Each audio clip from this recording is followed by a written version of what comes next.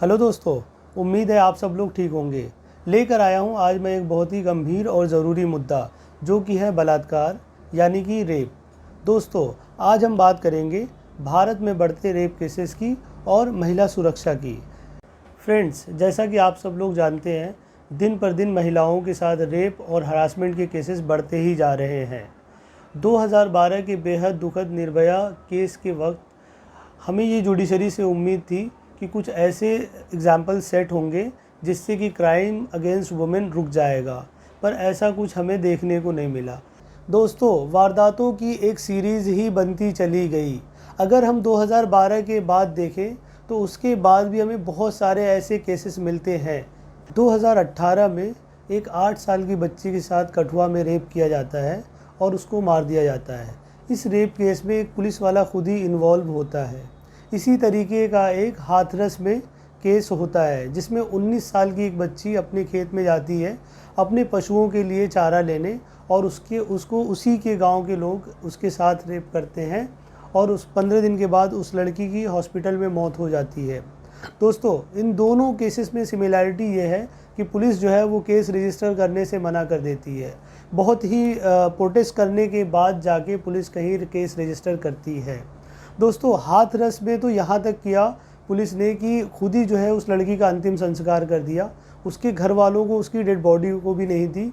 वहाँ पे गए प्रेस के लोगों को रोका गया और उनको रिपोर्टिंग करने से भी रोका गया। यहाँ तक कि कुछ प्रेस रिपोर्टर्स के खिलाफ NSA लगा के उनको जेल भेज दिया गया, जो कि आज तक वो जेल में हैं। According to national crime records bureau data, 2019 में 32,033 केसेस रजिस्टर किए गए, यानी 88 केसेस पर डे, जिसमें से 27,093 केसेस अडल्ट के थे, यानी बालिग लड़कियों और महिलाओं के। वहीं 4,940 केसेस नाबालिग बच्चियों के थे। दोस्तों, क्या आप जानते हैं कि ऐसी वारदातों में पुलिस की भूमिका बहुत ही अहम होती है, ख़ास करके गांव के इलाकों में। लेकिन पुलिस अपना काम ठीक से करती नहीं है। थोड़े बहुत पैसों के लिए पुलिस मामले को दबा देती है।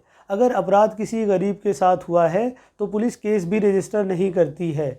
जब बहुत ही ज़्यादा प्रोटेस्ट या फिर पुलिस के ऊपर बहुत ज़्यादा प्रेशर पड़ता है, तभी जाकर वो केस रजिस्टर करती है। पुलिस रेपिस्ट के ख़िलाफ़ एक्शन क्यों नहीं लेती है? उसकी एक बहुत बड़ी वजह है। वजह यह है कि पॉलिटिकल पार्टीज़ या यूँ कहें रूलिंग पार्टीज़ अपने गेन के लिए पुलिस को एक्शन लेने से रोकती हैं। पॉलिटिकल पार्टीज़ ये देखती हैं कि रेपिस्ट और विक्टिम में से उनकी जाति और धर्म क्या है। अगर रेपिस्ट जो है वो किसी ऊंची जाति से है तो उसके ख़िलाफ़ एक्शन नहीं लेती हैं। सरकारें उसको बचाने में लग जाती हैं, ताकि वो क्लियर कट ये मैसेज देना चाहती हैं कि आप हमें पावर में रखो और जुल्म करते रहो। अपर कास्ट की मेजॉरिटी की वजह से पुलिस उनके ख़िलाफ़ एक्शन नहीं ले पाती है। इसका एग्ज़ाम्पल हम उन्नाव रेप केस में देख चुके हैं कि कैसे जो है एक बीजेपी के MLA को पूरा प्रशासन लग जाता है बचाने में। दोस्तों, यही एक वजह है कि पुलिस कोई ठोस सबूत पेश नहीं कर पाती और अदालतें फ़ैसला नहीं कर पाती। इसी की वजह से केसेस जो है वो कोर्ट में सालों साल पड़े रहते हैं। क्या आप जानते हैं कि ये संगीन अपराध करने वाले लोग होते कौन हैं और आते कहाँ से हैं? दोस्तों, ये लोग हमारे ही समाज से होते हैं। हमारे जानने वाले हो सकते हैं, जैसे कि हमारे पड़ोसी, हमारे रिश्तेदार या फिर क्लासमेट हो सकते हैं। दोस्तों, ये एक 60 साल का बूढ़ा आदमी या फिर 15 से 16 साल का नाबालिग लड़का भी हो सकता है। दोस्तों, रेप की वारदातों को रोकने के लिए हमें इसके बारे में बात करनी चाहिए और इसकी शुरुआत हमें स्कूल की टेक्स्ट बुक से करनी चाहिए।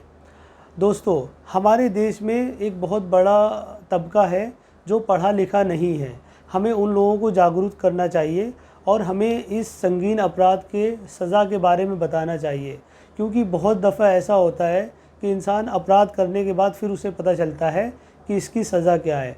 अगर पहले से सज़ा पता हो तो शायद लोग अपराध करने से बचें। आज के लिए बस इतना ही। मिलते हैं अगले वीडियो में एक ज़रूरी मुद्दे के साथ।